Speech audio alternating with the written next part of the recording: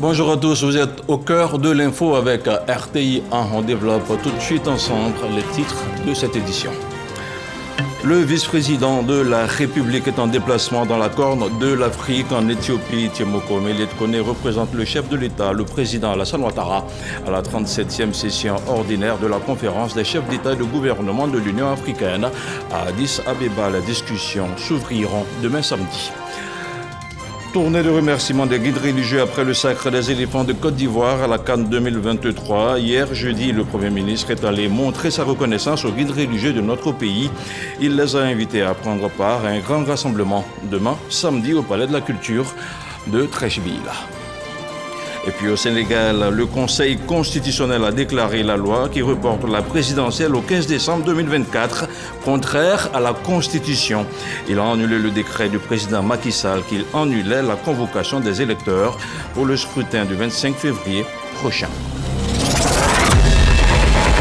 On reste dans la ferveur de la CAN 2023 avec Lina Akwaba.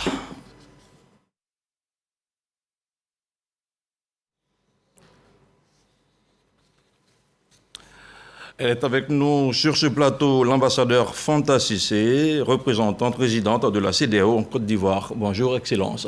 Bonjour, monsieur. Merci d'être avec nous sur ce plateau de RTI 1. Merci. Alors, dites-nous, avant d'entrer dans le vif du sujet, comment est-ce que vous avez vécu la CAN 2023 ?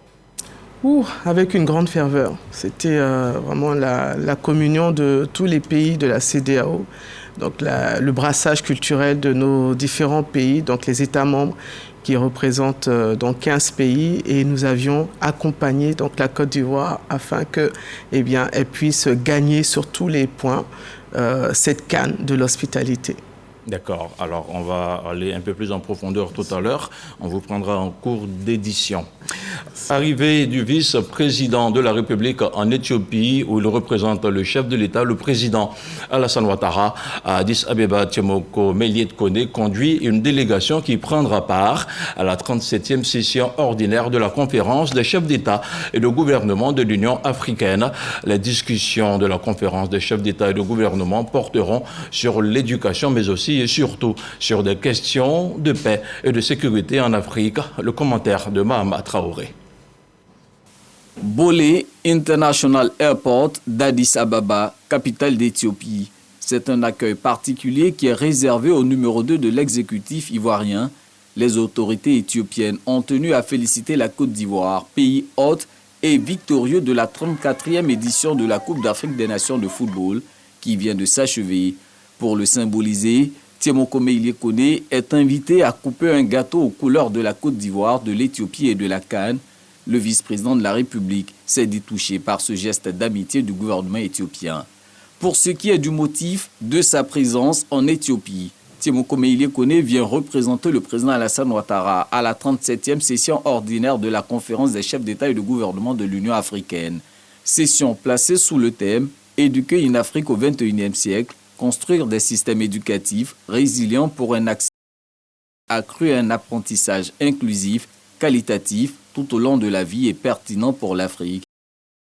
À l'ordre du jour de ces assises, l'examen de plusieurs rapports sur divers projets et problématiques tels que la réforme institutionnelle de l'Union africaine et la mise en œuvre de l'agenda 2063, dont le suivi a été confié au président Alassane Ouattara par ses pairs. Les discussions de la conférence des chefs d'État et de gouvernement porteront également sur les questions de paix et de sécurité en Afrique, de la situation humanitaire et de la situation en Palestine. Bien avant le début de la 34e édition de la Coupe d'Afrique des Nations, le Premier ministre avait fait le tour des mosquées et des églises. Robert Begré-Mambé avait demandé des prières pour la réussite de l'événement. Une compétition qui s'est achevée avec le sacre des éléphants de Côte d'Ivoire. Le chef du gouvernement, qui a rencontré jeudi les guides religieux, est allé leur dire ses remerciements. On regarde le point de sa tournée avec Franck Quadio. Finir là où tout a commencé. Le Premier ministre Robert Begré-Mambé, avant la CAN, a sollicité les guides religieux pour leurs prières et supplications dans l'optique de la réussite de l'événement. Après la matérialisation de celle-ci, le chef du gouvernement parcourt le même itinéraire. Pour l'action de reconnaissance, première escale, le temple de l'église du christianisme céleste à Vridi-Port-Boué. Ils sont passés par où ils sont passés pour nous voir Dieu pour que nous disions merci à Dieu à leur place. Ça, c'est une grâce particulière. Dire merci à Dieu au travers de ses serviteurs, les églises aristes, catholiques, la communauté musulmane, les méthodistes unis et les œuvres missions, tous ont apprécié cette initiative du chef du gouvernement. Le Premier ministre nous a honorés en venant ici pour dire merci. Merci à Dieu. Et nous sommes vraiment émus. Et nous sommes enthousiasmés de voir aussi la victoire que Dieu a accordée à la Côte d'Ivoire à travers toutes ses actions. Le 7 décembre, il est passé ici pour venir demander des prières. Nous avons fait appel à tous les musulmans, tous les érudits, et ils se sont tous engagés. Nous avons prié. Mais au-delà de la victoire finale, le Premier ministre a noté la constitution d'un état d'esprit à consolider, celui d'un seul peuple mené par cette victoire qui interroge, mais qui revêt aussi un aspect multiforme. La 34e édition qui a eu lieu en Côte d'Ivoire nous laisse beaucoup d'enseignements. Nous avons pu redécouvrir notre pays, la Côte d'Ivoire. Comment Dieu a relevé la tête de ce pays en lui accordant la coupe, faisons une lecture de cela. Qu'est-ce que Dieu attend faire avec nous? Où nous conduit-il? Que veut-il que nous fassions? Ce que nous en déduisons nous autres aussi, c'est que si pendant un mois, tout le peuple ivoirien a vibré ensemble, à l'unisson, il n'y avait plus de partis politiques, il n'y avait plus de confessions religieuses, il n'y avait plus de groupes ethniques, il y avait un peuple debout. Ça veut dire que nous pouvons vivre ensemble dans ce pays. Destination finale de la tournée de reconnaissance au guide religieux Yopougon au siège de l'église protestante méthodiste Œuvre et Mission, où, heureux hasard, la visite de la délégation coïncide avec l'ouverture d'une pastorale internationale. Occasion pour Robert Begremambé de relever quelques symboliques liés au triomphe ivoirien à cette CAN 2023. Il faudrait que nous, les Ivoiriens, nous puissions saisir la portée des messages qu'il y a derrière ces événements. L'un des messages les plus puissants que nous avons retenus dans ces événements, c'est que les Ivoiriens sont un seul et même peuple. Il n'y a pas de nord, il n'y a pas de sud, il n'y a pas d'est, il n'y a pas d'ouest, il n'y a rien. Tous, c'est Côte d'Ivoire.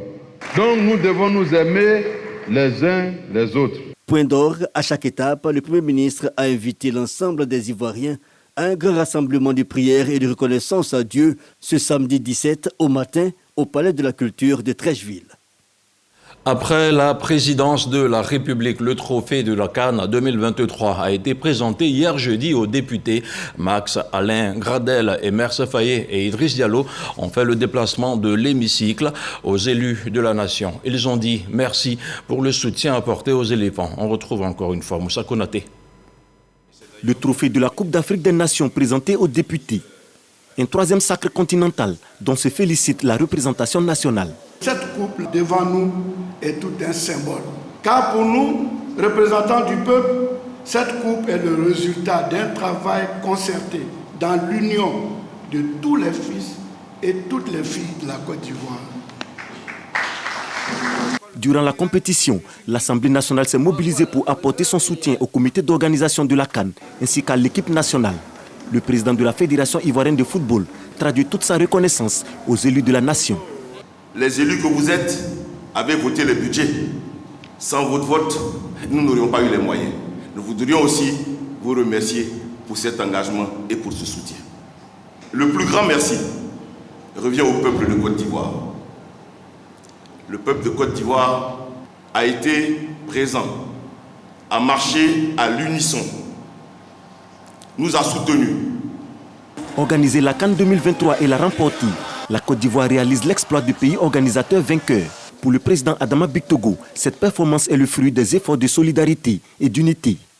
Dans cette joie, dans cette dynamique de Côte d'Ivoire, forte de sa diversité, cette cohésion, nous devons la porter et nous devons ranger dans nos tiroirs tout ce qui a pu nous heurter. Aujourd'hui, nous sommes champions d'Afrique. Pour rappel, l'Assemblée nationale avait initié, avant le début de la compétition, une marche symbolique de soutien aux Kokan et aux éléphants de Côte d'Ivoire. On reste à l'Assemblée nationale avec le démarrage des travaux parlementaires de la première session ordinaire. Les députés réunis en séance plénière à l'hémicycle ont adopté à l'unanimité le calendrier, une rencontre au cours de laquelle le bureau de l'Assemblée nationale a été présenté aux élus. Moussa Konaté. 16 projets de loi seront examinés par l'Assemblée nationale du 15 février au 28 juin prochain. Les députés viennent d'adopter le calendrier des travaux parlementaires pour la première session ordinaire de l'année 2024. Parmi ces tests, il y a un test sur la protection de la faune, un test même sur la protection de l'éléphant, notre emblème national, un test sur les communications électroniques, voilà, autant de tests. Mais il y a aussi un test sur la politique nationale de la dette. Voilà, donc ce sont des tests importants qui nous donneront l'occasion de plancher et de produire une réglementation qui puisse répondre aux attentes des Ivoiriens. Le texte qui me tient à cœur le plus, c'est le texte sur la rente viagère, qui consiste premièrement à la rémunération des anciens députés de l'Assemblée nationale. Il est tout à fait normal que, à tout seigneur, tout honneur, tout ce qui nous intéresse, nous les députés, me préoccupe au premier degré. Et en plus de cela, c'est la Commission des affaires économiques et financières que je préside, qui a pour rôle de faire l'analyse de ces projets de loi. Nous allons faire en sorte que ces 16 projets de loi soient adoptés unanimement par les députés, à l'effet d'accompagner le gouvernement dans sa tâche inlassable pour le bonheur du peuple ivoirien. À cette séance plénière, le bureau de l'Assemblée nationale a été présenté aux députés. Il n'enregistre aucun changement. Depuis hier jeudi, Rabat, la capitale du Maroc, accueille la conférence parlementaire sur la coopération Sud-Sud organisée par l'association des Sénats, Choura et Conseil équivalent d'Afrique et du monde arabe. La conférence va se pencher sur le rôle des parlements nationaux et des unions parlementaires régionales et continentales en Afrique, dans le monde arabe et en Amérique latine. En toile de fond, il s'agira pour les parties prenantes de s'engager dans la promotion des partenariats stratégiques et la réalisation de l'intégration et du développement commun. La présidente du Sénat de Côte d'Ivoire, Kandia Camara, prend part aux assises. On retrouve Herman Guivet, notre envoyé spécial à Rabat. Ouverture ce jeudi à Rabat au Maroc des travaux de la conférence parlementaire sur la coopération Sud-Sud. Kandia Camara, la présidente du Sénat de Côte d'Ivoire, conduit à cette importante rencontre une délégation du Sénat. Il s'agit pour les pays du Sud, de l'Afrique, du monde arabe, de l'Amérique latine, de se rencontrer afin d'échanger sur les problématiques de l'heure. C'est l'occasion pour ces pays-là de mutualiser les efforts, les connaissances, afin d'adresser efficacement ces questions. Organisée à l'initiative de la Chambre des conseillers en collaboration avec l'Association des Sénats, Choura et Conseil équivalent d'Afrique et du monde arabe, cette conférence se donne pour objectif de réfléchir sur le rôle des parlements nationaux et des unions parlementaires régionales et continentales en Afrique, dans le monde arabe et en Amérique latine, dans la promotion des partenariats stratégiques et la réalisation de l'intégration et du développement commun. La Côte d'Ivoire et le Royaume du Maroc entretiennent d'excellentes relations, notamment dans les domaines politiques, économiques, diplomatiques et parlementaires. Ainsi, en matière de décentralisation, quelques collectivités territoriales de la Côte d'Ivoire ont pu bénéficier de ressources financières provenant du Fonds d'appui à la coopération décentralisée internationale, FACDI, institué par le Royaume du Maroc. À notre sens, ce type de coopération sud-sud axé sur le développement local devrait faire l'objet de consolidation. Le Sénat de Côte d'Ivoire accorde un intérêt tout particulier aux initiatives telles que la présente conférence, au cours de laquelle les thématiques portant sur les défis et enjeux actuels feront l'objet de communication et d'échanges. Pour sa part, le Sénat de la République de Côte d'Ivoire s'engage à participer de façon active aux réflexions sur ces sujets à l'occasion de la présente rencontre. Au cours de cette conférence, placée sous le haut patronage de Sa Majesté le roi Mohamed VI, les échanges porteront autour de deux autres thématiques, la réalisation de la transformation économique, l'intégration régionale et le développement commun, La présidente du Sénat de Côte d'Ivoire a été également reçue en audience par Enam Mayara, président de la Chambre des conseillers du Maroc, par ailleurs président de l'Association des Sénats, Choura, et conseiller équivalent d'Afrique et du monde arabe. La CAN de l'hospitalité, c'est le sujet du jour et on en parle avec l'ambassadeur Fanta Cissé. Excellence, merci encore une fois d'être avec nous sur ce plateau. Je rappelle que vous êtes la représentante résidente de la CEDEAO en Côte d'Ivoire. Alors, au Palais de la Culture de Treichville, il y avait un village CAN où il y avait plusieurs ressortissants de tous les pays de la CEDEAO. Parlez-nous un peu de cette initiative. Merci beaucoup. Alors, tout d'abord, je souhaiterais féliciter la Côte d'Ivoire, qui est un de nos grands pays au sein de la CEDEAO, pour cette victoire qu'on considère comme une victoire d'abord de la Côte d'Ivoire, mais également de la CEDEAO, puisque c'est un État membre, et ensuite de toute l'Afrique. Parce que l'hospitalité qui a été faite à toute l'Afrique et même le monde, parce qu'on a vu le monde entier qui était présent. Et nous avons, dans ce cadre-là, installé un village Aquaba CEDEAO au Palais des Sports. C'est ça, au Palais des Sports. Au Palais des Sports de Treichville. Exactement. Donc, au Parc des Sports, oui, où on souhaitait justement fédérer toutes les communautés de la CEDEAO, donc de nos 15 pays, et bien sûr de toute la population, bien sûr, qui est arrivée de partout, et même qui vit ici en Côte d'Ivoire. Et donc, par rapport à ça, nous avons souhaité accompagner la Côte d'Ivoire et surtout accompagner le président de la République, Alassane Ouattara, qui souhaitait justement que ce soit une CAN de l'hospitalité, un succès. Il voulait que ce soit un succès. Et on s'est dit qu'effectivement, puisqu'on a un de nos pays qui organise cette CAN, eh bien, il fallait que nous soyons présents. C'est pour ça que nous étions au Parc des Sports de Treichville. Et nous avons installé un village qui a accueilli pratiquement entre 2000 et 5000 personnes pendant les grands matchs, et notamment les grands matchs où la Côte d'Ivoire jouait.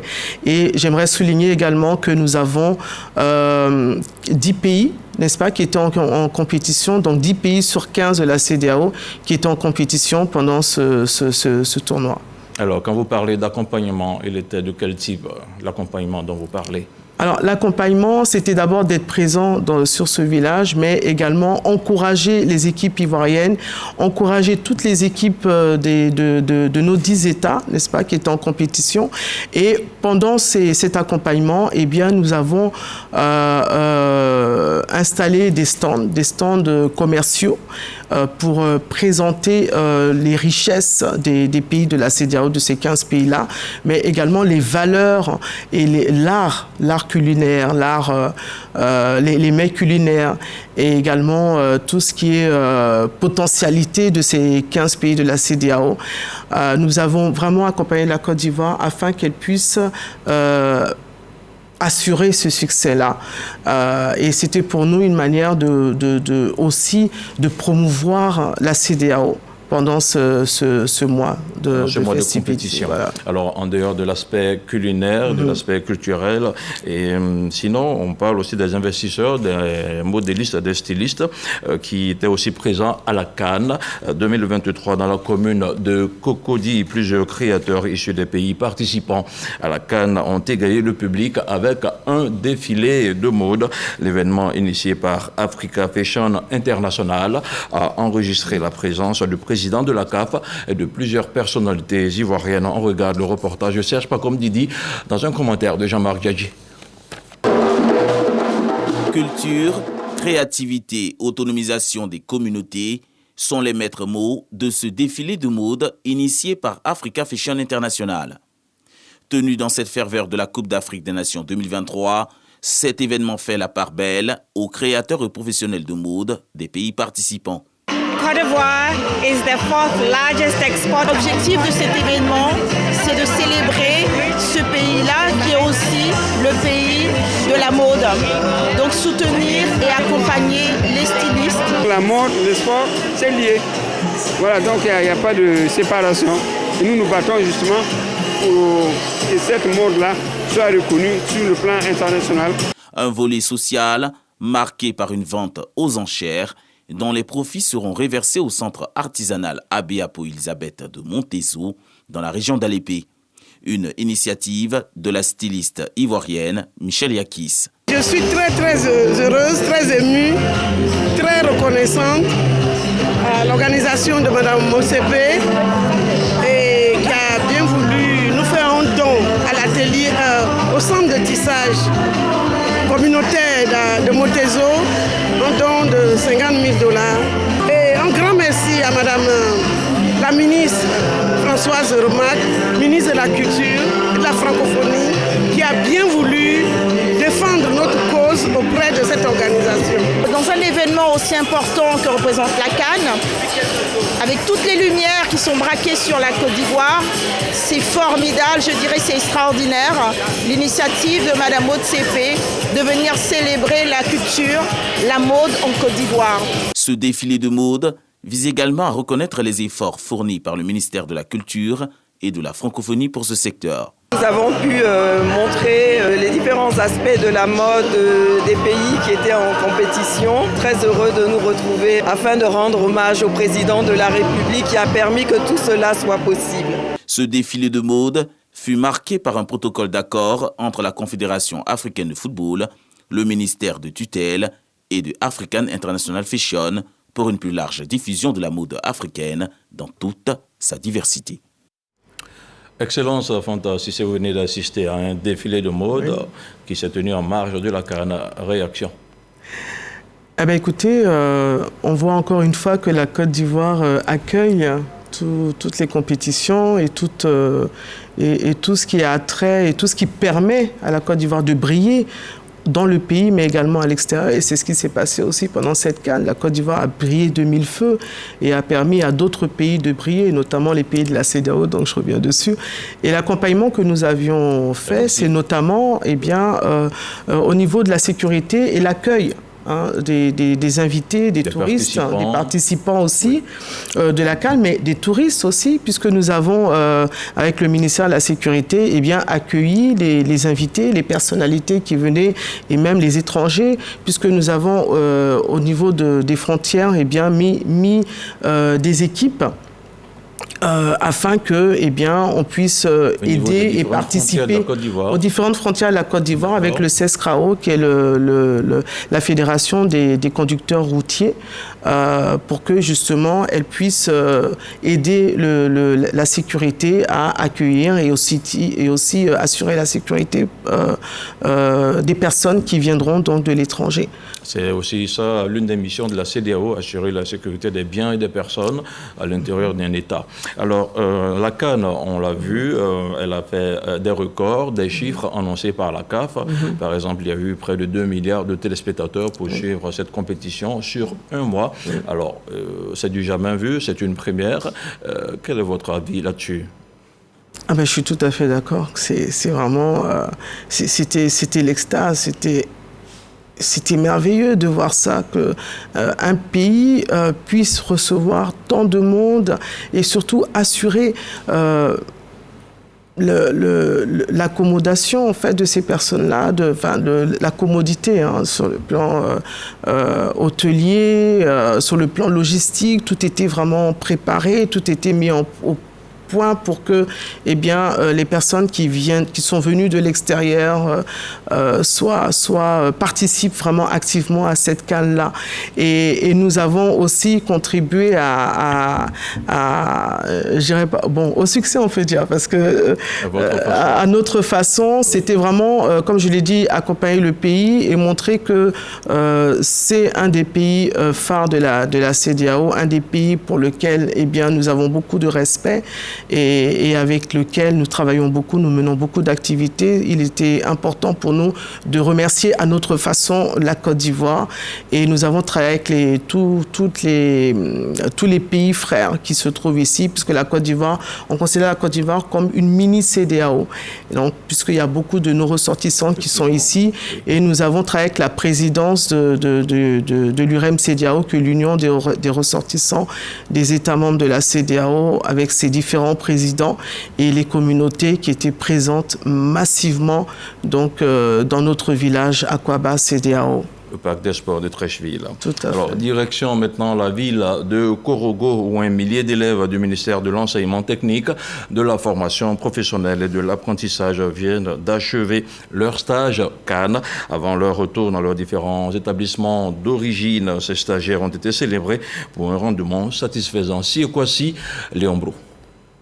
77 stagiaires, tous des bénéficiaires du projet Stage Cannes en fête à Korogo. En un mois, ils auront travaillé comme valets de chambre, serveurs, maintenanciers en électricité, plomberie ou froid dans ce complexe hôtelier. Un mois de stage au bout duquel ces apprenants reçoivent les félicitations de l'établissement comme pour témoigner le dévouement de ces jeunes et rassurer le ministère de l'enseignement technique de son engagement à soutenir durablement la formation professionnelle. Il faut dire qu'au départ, nous étions un peu réticents, il faut reconnaître. Parce que c'était des apprenants avec beaucoup d'encadrement, avec beaucoup de patience. On a pu quand même relever le niveau. Donc j'ai envie de vous dire que cette expérience a été une expérience positive. Pour sceller sa nouvelle aventure avec ces jeunes, l'hôtel fait don d'une prime d'1 million de francs CFA et remet aux 77 stagiaires Cannes des attestations de fin de stage, des souvenirs pour les apprenants. On a appris tellement que si je ne venais pas, je crois que je n'ose même pas imaginer. Parce que c'est un cadeau. C'est avec un bagage intellectuel et professionnel que je repars. Je remercie beaucoup le ministère, le ministre aussi. Et aussi, je remercie l'administration de l'hôtel. Nous avons beaucoup appris à la réception, à la cuisine, comme dans les différentes chambres. Et c'est très différent, la pratique et la théorie. Avant cette cérémonie de revoir, une mission du ministère en charge de l'apprentissage a visité les complexes hôteliers et restaurants d'accueil du stage Cannes. Objectif, maintien du partenariat public-privé. Quand ils venaient, ils ne savaient pas faire un certain nombre de choses. Ils ne savaient pas accueillir un client. Ils ne savaient pas installer un client dans une chambre d'hôtel. Tout cela, ils savent le faire aujourd'hui. À l'hôtel, il n'y a pas que les métiers de l'hôtellerie. Il y avait des plombiers, il y avait des électriciens qui étaient à l'hôtel pour assurer la maintenance des équipements. Depuis qu'ils sont là, ils font mieux ces activités-là qu'ils n'avaient pas l'opportunité de faire quand ils étaient à l'école. Monsieur le ministre ne s'est pas trompé en mettant les enfants en stage. Pour le district autonome des Savanes, ils sont 1000 apprenants sur les 60 000 jeunes à bénéficier au plan national du projet Stage Cannes. Un projet Stage Cannes qui s'est déroulé à l'intérieur du pays. Madame l'ambassadeur, on le voit, la Cannes 2023 est assez transversale. Elle ne se limite pas qu'au football. On voit des jeunes qui ont participé à des formations, à des stages, un peu partout sur l'ensemble du pays, du territoire national. Justement, quelle est l'implication de la CEDEAO dans tout ceci ? Au niveau des stages, Oui, de toutes ces activités connexes qui se déroulent autour de la Cannes, bien sûr. Ah oui, bah écoutez, c'est une première. Hein. C'est une première pour la CEDEAO d'organiser un village Cannes.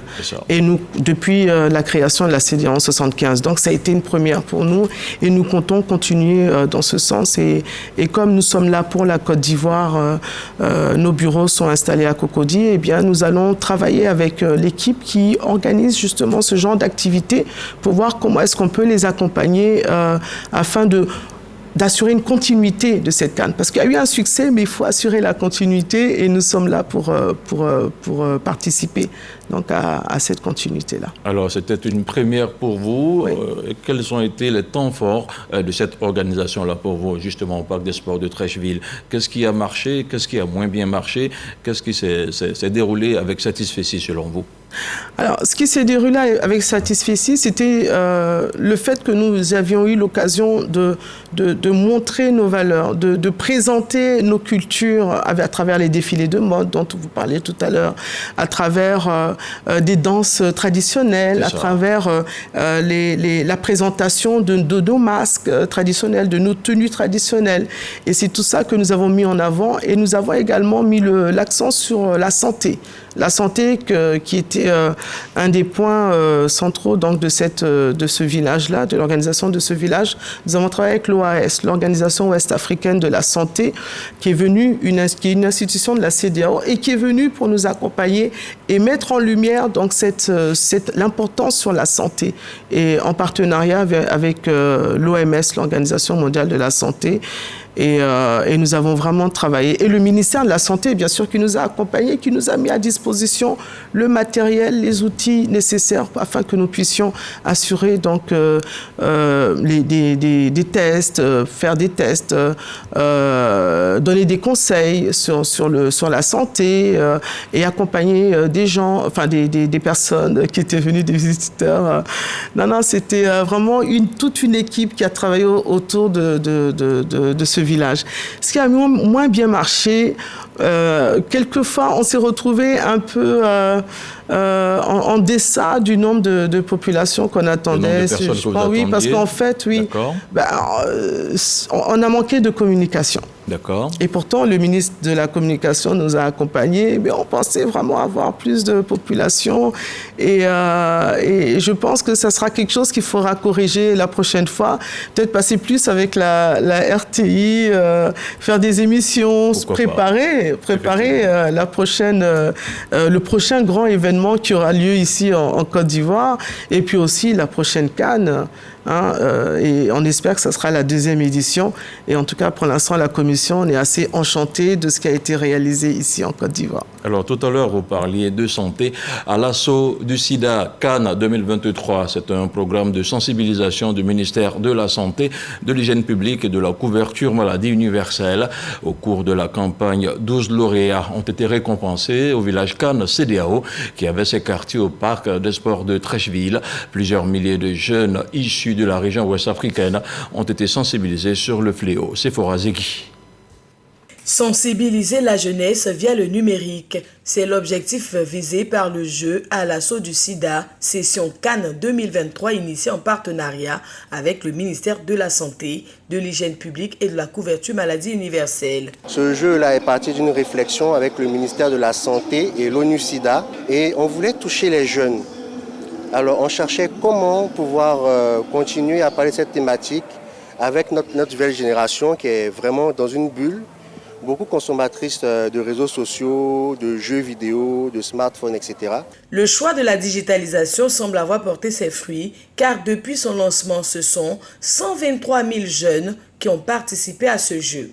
Dans les premières éditions, on avait vu que c'était plus de filles qui participaient et que les garçons participaient un peu moins. Et là, on a vu que dans le cadre de la CAN, autour du foot, qu'on a beaucoup plus de garçons qui ont participé. Et je suis très content. Et c'est l'occasion pour moi de saluer le leadership très fort du gouvernement de la Côte d'Ivoire dans la réduction du taux de prévalence du VIH-Sida. Il y a une dizaine d'années, on parlait d'un taux autour de 4%, un peu plus de 4%. Aujourd'hui, le taux est à 1,9%. Ce sont des efforts qu'il faut saluer. Mais des initiatives telles que celle-ci montrent qu'il ne faut pas baisser la garde. La CAN était un prétexte pour toucher le maximum de jeunes. 30 d'entre eux se sont bien illustrés et viennent d'être récompensés. Ça m'a permis d'acquérir une connaissance personnelle aussi. Et puis ça m'a permis d'avoir aussi des moyens de prévention contre certaines IST, etc. En Côte d'Ivoire, le taux de prévalence du VIH-Sida est estimé à 1,82% selon le ministère en charge de la santé. Une situation maîtrisée, mais la vigilance reste de mise. Le ministère de la Santé voudrait rappeler à toute la population, notamment aux jeunes, que le sida est encore là. C'est vrai qu'il y a de nouvelles maladies qui apparaissent, telles que la Covid ou d'autres épidémies. Mais je voudrais vous dire que le sida est présent dans notre pays et nous devons toujours avoir des actions de prévention contre le VIH, utiliser les outils disponibles. Car aujourd'hui, nous avons un arsenal thérapeutique, un arsenal de prévention important pour lutter contre le VIH. Les gagnants du jeu à l'assaut du sida session CAN 2023 ont reçu chacun des lots composés de montres connectées, des écouteurs et de casques de sport connectés. Votre Excellence, on parle de CAN, de sport de football, et en même temps on parle de VIH-Sida. Comment est-ce qu'on fait le rapprochement entre ces deux choses ? Écoutez, vous savez que la CAN, en tout cas cette édition a permis de rapprocher les personnes, les humains. Donc on a trouvé important donc de sensibiliser surtout les jeunes, parce que Le football, ça attire les jeunes, c'est une occasion, c'est une opportunité pour nous aussi de les sensibiliser, de les éduquer sur cette maladie, sur ce fléau qui malheureusement tue beaucoup de gens, mais qui aujourd'hui, on a trouvé quand même certains traitements qui permettent aux gens de rester plus longtemps en vie. Et c'était l'occasion pour nous aussi de toucher les jeunes, les personnes vulnérables aussi, et de les sensibiliser sur le VIH/SIDA. Nous avons travaillé avec l'UNICEF et le ministère de la Santé sur ce que vous avez montré tout à l'heure, sur cette édition-là de sensibilisation contre le VIH/SIDA, en fait, le combat contre le VIH/SIDA. Alors, la CAN de football, c'est aussi la tradition. Les élèves de la maternelle de la localité de la ville de Grand Laou ont aussi célébré le Mardi Gras. Là-bas, les tout-petits ont mis en avant des tenues traditionnelles des peuples de Côte d'Ivoire. Un message clair qui invite les Ivoiriens à promouvoir leur culture et le vivre ensemble. À Boussanogo. Toute la communauté vivant en Côte d'Ivoire représentée ici par les tout-petits à travers un défilé. Mardi Gras à Grand Laou, avec les tout-petits des écoles maternelles que compte la ville. Dans la joie et dans la communion, ils ont démontré leur attachement à leur culture et ont célébré le vivre ensemble. Cette année particulièrement, nous avons décidé de faire cette fête ensemble et pourquoi pas même permettre à ce que les enfants du département de Grand Laou. Une procession qui aura duré 1 heure, sur une distance d'environ 1 kilomètre. Les tout-petits des écoles maternelles de Grand Laou ont pu présenter leur belle tenue aux populations qui ont salué cette diversité culturelle. Ils ont chanté et dansé au son du titre à succès de l'artiste Tamsir, Coup du Marteau, pour savourer le sacre des éléphants de Côte d'Ivoire. Excellence, un mot sur cette diversité culturelle. Comment est-ce que les peuples africains peuvent en arriver au brassage tout en conservant leur culture propre, très rapidement? Écoutez, c'est vraiment les échanges entre les différents pays, entre les différentes cultures, et c'est ce qu'on a fait dans le village. On a présenté les mets culinaires des 15 pays de la CEDEAO. Les tenues traditionnelles également ont été présentées, et nous avions aussi des enfants qui ont porté les tenues traditionnelles de nos États et des tenues aux couleurs de la CEDEAO, les maillots des différents pays, les 10 pays de la CEDEAO. Et j'aimerais souligner que nous avions également l'accompagnement de la CEAC, la Communauté économique des États de l'Afrique centrale, qui a présenté aussi leurs valeurs, leurs mets culinaires et des objets d'art de leur pays. Nous avions la Mozambique, le Cameroun et d'autres pays qui étaient présents également sur le village. C'était vraiment finalement un village africain, n'est-ce pas? C'est le village de la CEDEAO, mais qui a suscité beaucoup d'engouement, et les autres se sont joints à nous pour en faire un village de l'Afrique. Un village de l'Afrique à remettre au goût du jour absolument pour d'autres éditions. Et on termine avec cette situation inédite au Sénégal. Jeudi, le Conseil constitutionnel a tranché et jugé contraire à la Constitution.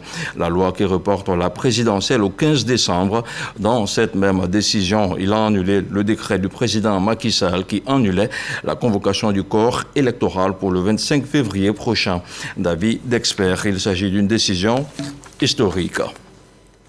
On termine avec vous, Excellence. Alors, quel enseignement tirez-vous en tant que diplomate suite à l'organisation de ce village CAN au regard de la compétition qui s'est tenue en Côte d'Ivoire et qui a duré 1 mois et qui a sacré bien entendu les éléphants de Côte d'Ivoire? Alors, ce que je retiens, c'est l'esprit de solidarité, de paix, de cohésion sociale. C'est surtout ça que je retiens pendant ces 1 mois. Et ça a été 1 mois intense, 1 mois important pour chacun de nous. Nous avons ressenti les mêmes émotions que les joueurs. Nous avons ressenti les mêmes émotions que la population. Nous avons ressenti les mêmes émotions que les membres du gouvernement. Parce qu'on les voyait, on vibrait au même moment. On vibrait, on avait la même sensation. Et c'est ça, en fait, qu'on recherche, c'est cette intégration-là, ce brassage culturel, et qui permet d'être une force, d'être une communauté. Et vraiment, on l'a ressenti ici en Côte d'Ivoire, et on espère que ça va continuer. C'est tout souhaits. On espère que ça va continuer. Nous souhaitons bonne chance. Guinée qui a atteint pour la première fois de son histoire le quart de finale de la compétition de la CAN 2023. Merci Excellence d'avoir été avec nous. Je rappelle que vous êtes l'ambassadeur Fonta Cissé, représentante résidente de la CEDEAO en Côte d'Ivoire. Merci et à très bientôt. Merci beaucoup. Merci infiniment. Et voilà qui referme cette tranche d'information. L'info justement qui revient à 20h sur RTIA. C'est quoi? Et vous savez